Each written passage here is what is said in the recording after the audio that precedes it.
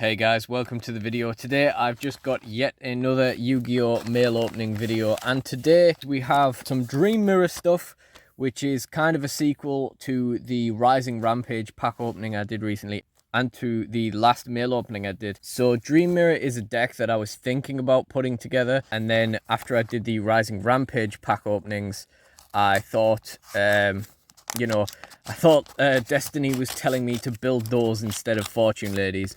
So we've ran with that, and of course I did find out that Ikelos the Dreamer Sprite is actually quite an expensive card, but thankfully I eventually engaged my brain and remembered what the intended use of card market is, and filtered not just by the UK, and managed to find 2 copies of Ikelos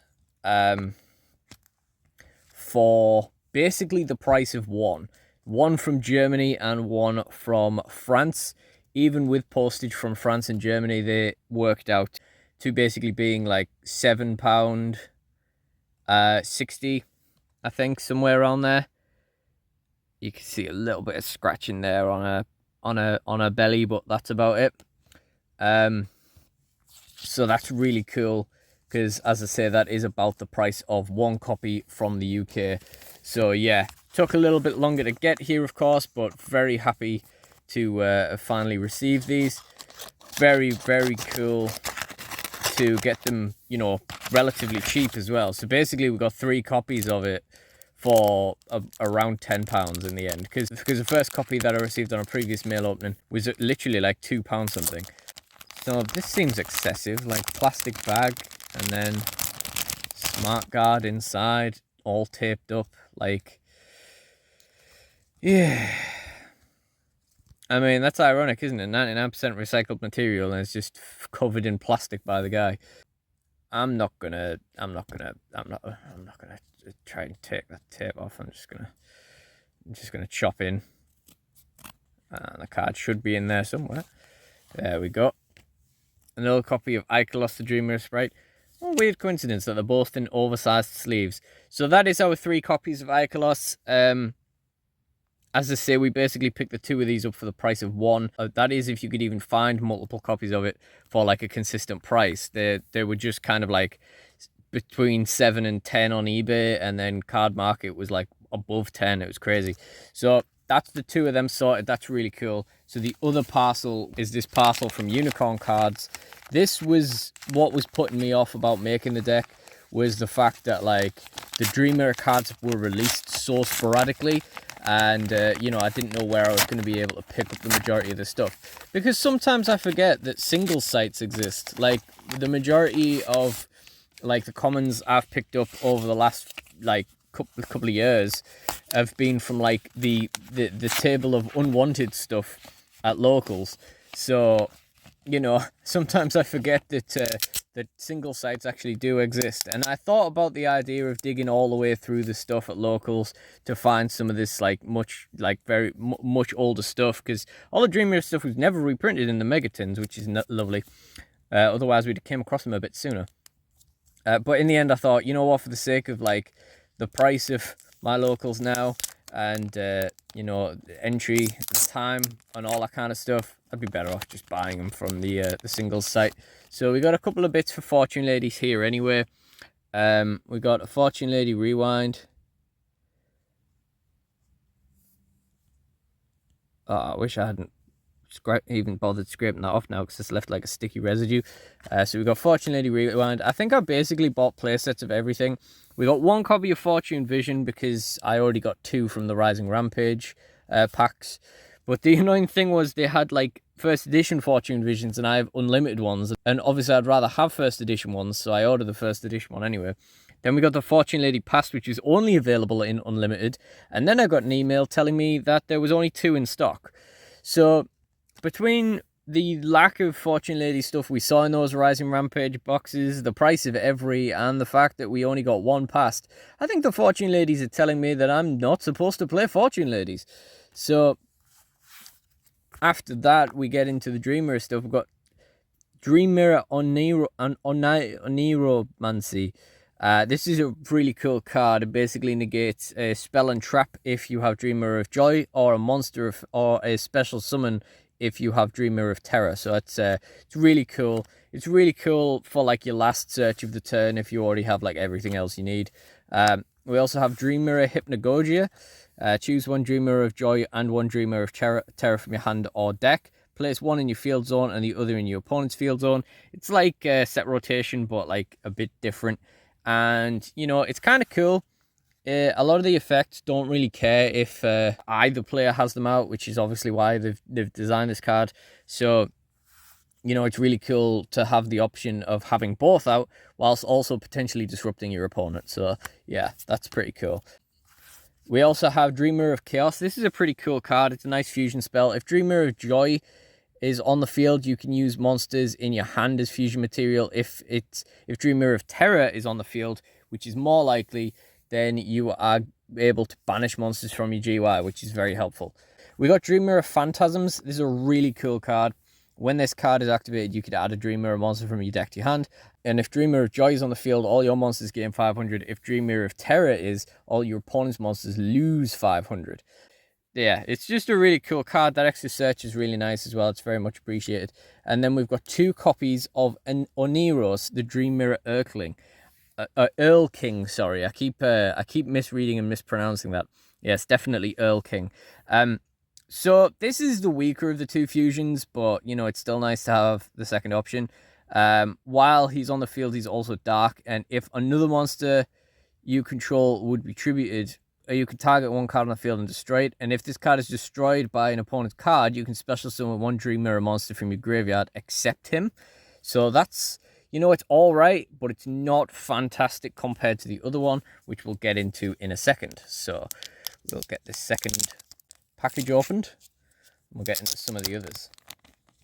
What I really like about this archetype is that it really has gone under the radar. It's like something people don't seem to have really paid a lot of attention to. That's the kind of thing I always liked, particularly when I was more into doing local tournaments and stuff, was coming up with an archetype that could handle itself, but no one really played. Like Karakuri back in like 2014 was a pretty cool pick. Anyway, we got Phantasos, the Dream Mirror 4. This guy's pretty cool. We got 3 copies of him. That's the evil dog. We got the nice dog as well. Phantasos, the Dream Mirror Friend. This card's really cool. I think you're probably only going to play it at 1, but it is really cool anyway. It's very, very cute. We got Dream Mirror Recap.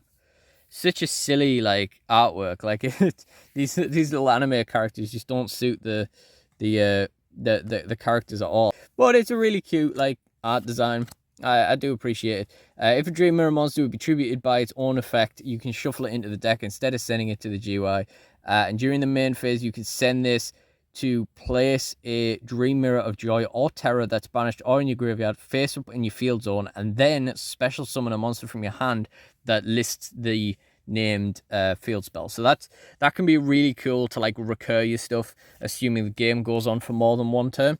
Here's the better fusion, Oniros, the Dream Mirror Tormentor. While he's face up on the field, he's also light. When a monster effect is activated while Dream Mirror of Terror is in a field zone, you can negate it. And if Dream Mirror of Joy is in the field zone, you contribute this to bring out the other Oniros. That's not a quick effect either, so, you know, it's kind of like you don't even have the luxury of using the negate and then, like, floating this into the other one, and then he dies and you bring, you know, someone back. Obviously, the reason for that is that the other one can bring anything back, so it could just bring this back and, you know, just go infinite that way, but yeah, this card is way better. And what you tend to find is you think, looking at the cards, that, you know, there's going to be a lot of different ways they can play and, like, different ways of setting up solutions and stuff, using, like, the different Dream Mirrors and the different effects and stuff, and whatever you need to have out at whatever time to use whatever effect you need to problem solve, etc. on board. But most of the time, you're better off just going into the Dark Mirror. You know, you got your monster negate from this, you got a monster negate from the from the counter trap you can fuse from by vanishing from the grave if you have Dream Mirror of Terror. And if you look at the effect of Dream Mirror of Terror once we get there, it's better anyway. Neroi, the Dream Mirror Disciple. This is a really cool card. If you control a Dream Mirror monster, you can special summon him. And then just like every other Dream Mirror, he has an effect. If he's summoned by the effect of the Dream Mirror, with himself obviously counting, and he can also float into the opposite copy of himself, who is also really cool. So that is, oh, hold on. We got 3 copies of Fortune Fairy Anne, but we'll stay on topic for now. Neroy the Dream Mirror Traitor. This is like the one card in every archetype nowadays that walks the deck through doing anything. So you normal summon this, you add this to your hand, then because you control this, you can special summon this.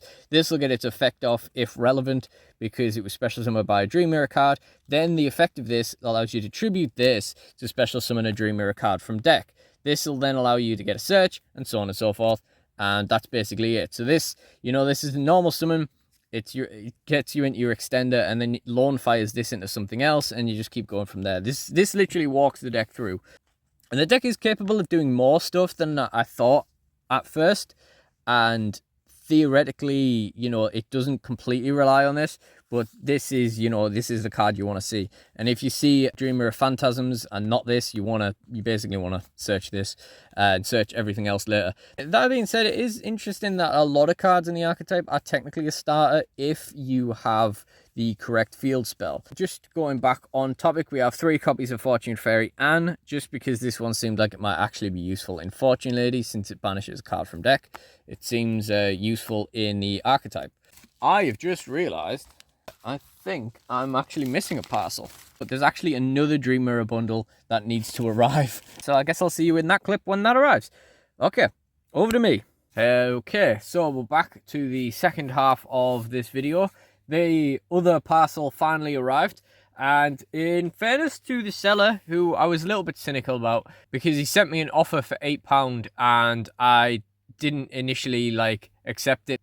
I messaged him asking if he'd still be able to make that offer, and it took him 3 days to respond. So I kind of felt like he was trying to get me to pay the full price. But, I might have been a bit cynical about the seller, but to his credit, it's not his fault that it's taken this much time. This was definitely posted on the 5th. I purchased it on the 3rd, so that's really good. This finally arrived on the 15th. So I suppose 10 days technically isn't too bad. But, before that even arrived, we had this parcel from Kong's Cards. Huge shout out to them, by the way. This was such a super quick delivery. More on that in the next mail opening, when I'll be talking about the XYZ support. That actually might be the next mail opening. And I also got this entire display of Legendary Duelists Chapter 2. That'll be the next pack opening video. That came from Switzerland, and that still arrived before this did.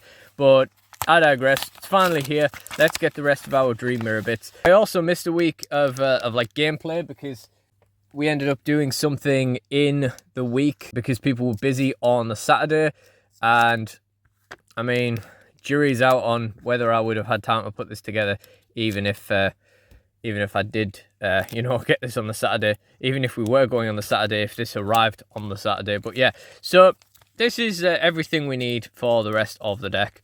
And the most important thing here, and basically the reason why we wanted it for 8, aside from the fact that he sent us the offer anyway, is that, okay, that's good. Where's the other one? Huh. Okay, that's that's disarming. Okay, is because this was actually £4. Now, we got one of these in my Rising Rampage pack opening, so that was cool. Probably don't need 3 copies of it, but there is 2 copies in here, or at least there's supposed to be. So yeah, it's worth it just for those, really, which is cool. We also got 3 copies of Morpheus, the Dream Mirror White Knight. I think we did get a copy of that in the opening as well, but we don't necessarily need those. And the reasons why we weren't able to fudge stuff together from like a copy of this, a copy of that, and all the other bits that it came, is because all the actual Dream Mirror field spells are in this one. We got 2 Dream Mirror of Joy there. We got 2 Ikelos, the Dream Mirror Mara. We got 2 of those now Rising Rampage packs as well. There's the other Morpheus, the Dark Knight, or the Black Knight. So there we go. There's our money back right there on those 2. And we got 1 Oniros, the Dream Mirror Earl King.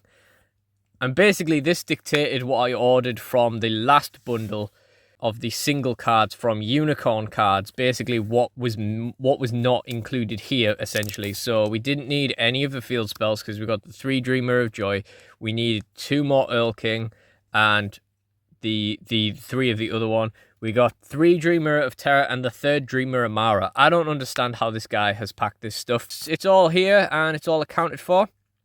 And that's the rest of the deck. So, just as a final little recap, if you haven't seen my Rising Rampage pack opening, from that we got the 3rd copy of Morpheus, the 4th copy of Morpheus, the 4th and 5th copies of Icolos, the Dream Mirror Mara, a 4th copy of Dream Mirror Joy, 2 Dream Mirror Fantasy, and then other stuff too. And then of course we have the 2 Icolos from the first part of this mail opening, and of course the original Icolos from the last mail opening. And you can check that out in the DSW Tabletop playlist in the end screen, and the Rising Rampage pack opening you can also check out in the playlist in the end screen. I'll put that video in the end screen as well, in fact. So yeah, we got 3 copies of everything, apart from, as far as I can tell, the Dream Mirror Fantasy, which of all the commons, we only got 2 of this in the Rising Rampage pack opening. And I guess I didn't really think there was much point in having a 3rd copy of it. So that is everything for this mail opening, and that is everything for my Dream Mirror deck. I look forward to finally being able to put it together. It's very interesting. It's got more legs than I thought it did initially. Like, sometimes I forget to see what is right in front of me. So like, for example, I was like testing the combos and stuff on Dueling Book, and then I would end with like this and the other fusion. Like I'd end on like something like this with Dream Mirror of Terror, without realizing obviously I contribute this to special summon one of these if Dream Mirror of Terror is out, and then she lets me special summon a Dream Mirror from my hand. So like, it's got even more legs than I thought it did, and because of that inherent nature, like the thing that they do, you know, if you open them with the right field spell, they're all a starter in a way. Like, you might not only be able to get so far, but like you open this and this, you can go Dreamer of Joy, play this, tribute this, search this, special summon this, add a card from deck to hand, so on and so forth. Yeah, it's really cool. Like the way that they play, it's really interesting. I think they have optimum lines, but the fact that they have like a lot of different options and like pretty generic kind of abilities and stuff is pretty cool. And I think it'll be interesting to see what they can do. And I also think like if the game actually goes on longer than 1 turn, I think they might have some interesting kind of interactions and ways of like kind of setting it up. So you might think like, oh, I need to pop something, so I need to bring this out and then pop some, and I need to bring this out with an effect and pop something, and then so on and so forth, and working out what you're going to leave on the field.